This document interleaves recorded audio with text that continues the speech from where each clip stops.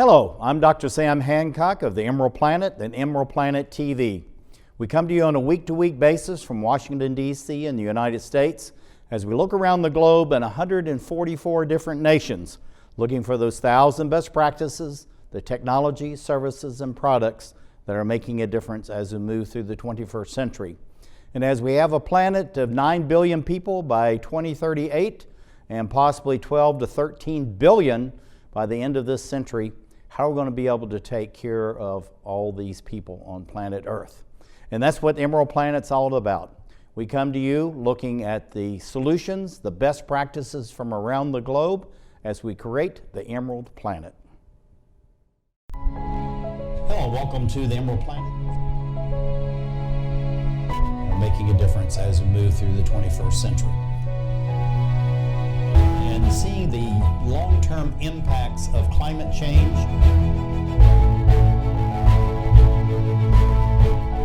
We're glad to have you. Thank you for being with us. As we're looking at the future of food production and something that's organic, so we're removing the chemicals and the pesticides, insecticides from our food supply, how we're going to actually increase productivity and not decrease. And this is one of the questions that always comes up. If you stop using chemicals, are we going to have not only better food, but are we going to have more food? And the gentleman that's coming on is going to be able to address that issue with us, and not only about providing the food that we need, but also to save the water and to clean the air. This is Keith Ohlinger. He is the owner of Porch Farm. And we're going to be talking about integrating livestock, forages, and we'll find out what that means in a minute, forestry in a silvopasture format. And Keith, welcome to the Emerald Planet. Thank you so much. It's an honor to be here. Looking at Porch Farm, I was reading through your bibliography, and it talks about the Pennsylvania Dutch. And I was actually born and raised in Pennsylvania Dutch territory. And I noticed a lot of your practices are exactly the practices that my father used in Virginia. And of course, he started his farming work in Pennsylvania. And we were totally surrounded by Pennsylvania Dutch. As they said, we were the only English in the middle of this whole community. And you know what that means. So looking at Porch Farm, why go to this silvopasture? And how did the Pennsylvania Dutch actually influence your work? Well, I from the time I can remember, I loved the ocean and I loved nature. And we were lucky to grow up in an agriculture area. Unfortunately, my grandparents had lost the farm, so we weren't farming ourselves, but most of the family worked on other people's farms. Mm-hmm. And I knew there was a lot that could be done without machinery because most of the folks there were using horses and without electricity and those types of things. And so I knew from an early age that there was a tremendous amount that we could do, but I also saw that the majority of people were using machines and using more, modern, I guess you'd say, quote unquote, techniques. And what I really wanted to do was somehow combine all these things. And I had kind of a vision in my head, but I didn't really know what to call it or how to call it. Today, we call it regenerative agriculture or sustainable agriculture or permaculture. But at the time, I just knew what I wanted to do and didn't know what to call it. Well, looking at the work, I mean, this is a lot of hard work. You have your wife, your daughters, and I'm most impressed with the photographs because they are really in the middle of everything with you. And that is the way to raise a family. Of course, I was raised on a very large ranch in Virginia, and it was the same thing from early childhood. We were out doing something. Yeah. Because Dad said, if you're not doing something, nothing's getting done. And so we had to go forth. But looking at the silvopasture, what is special about that? And why are you actually giving it that name? And then secondly, how is it actually changing the pattern of farming and the pattern of balancing the environment all at the same time? Well, in silvopasture, you're taking trees and animals and forages for those animals, and they're integrated into a whole system that ends up being greater than the sum of its parts. And so they all work together. So in the case of the trees, They can be used for timber. They can be used for fruit and nut production, berry production. They can be used to cool the animals and protect them from wind, or crops. If you have crops, it can slow down the wind because with the climate changing, we're getting greater rainstorms, heavier windstorms, and then that can also shade the forages. Some of the forages are cooler season. It creates microclimates that can help with your forages, and then the manure from the animals helps to fertilize all those pieces, and it just goes back into a cycle. Yeah, it's just incredible. But you look at this land; it's very lush. It's beautiful. It looks literally like a carpet, and the color is all natural. So as you go from the house, you see the light green area, and then we get into the darker green areas. Why the difference in the color of the grass? And then we see the trees going off into the horizon, whatnot, right in front of us. Well, this is actually a very early photo after we had started the system. So when we first bought this property, the whole area that's closest to us between the person taking the picture and the house was actually all a mowed lawn. Mm-hmm. And so the difference between the area that's closer to the house and the area that's further away was the part that I was mowing at the time yet for a yard. And then this part that's closest to us that has the dandelions in it was actually one of the parts that was going to become a field. You wouldn't recognize this picture now because this is actually closest to the person taking the picture is where our orchard is. So we have about 100, 200 trees planted in there now that are growing, that are producing fruit. But then the trees, that was the first row of trees that we put in, the first 25 actually in this photo. Yeah, but it's important to start. Now, tell us this process we're looking at here. I was very impressed with your daughters here and how just intently they were actually staying right with you and helping you do all of this.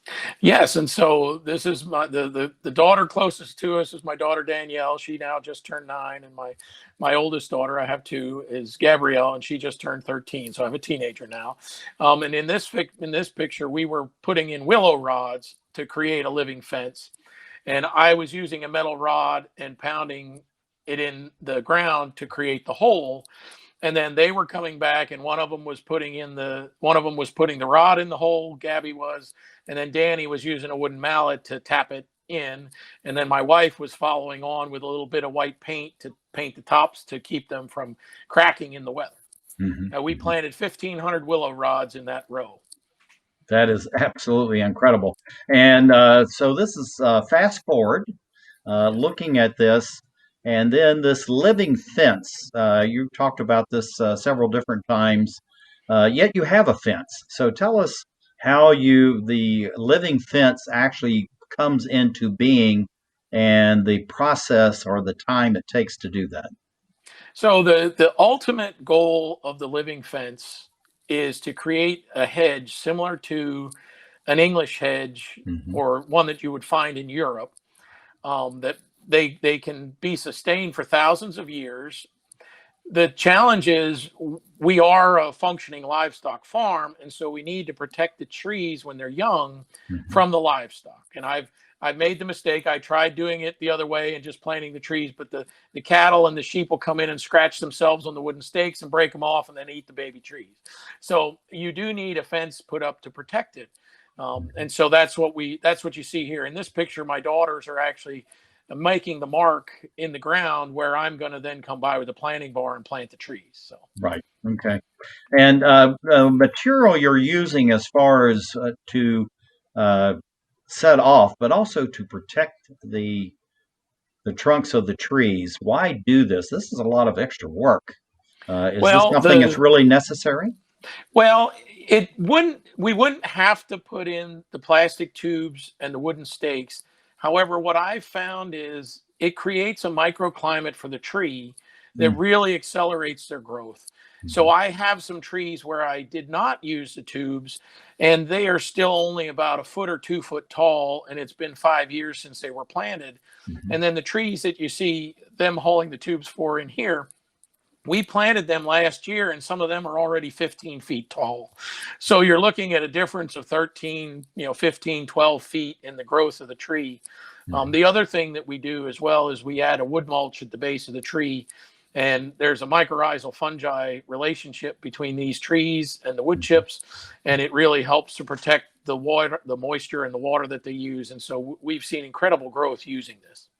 Yeah, and I've been doing that in my urban forest that I've actually planted in Washington, D.C. And actually, every one of the steps you talk about, I'm using, because even with the mulch, you're creating a microculture under there. That's right. And so it heats, it goes up underneath the bark or whatever you're using for mulch, and it falls down just like rainfall. So, I mean, it's just Yes. incredible what you're doing.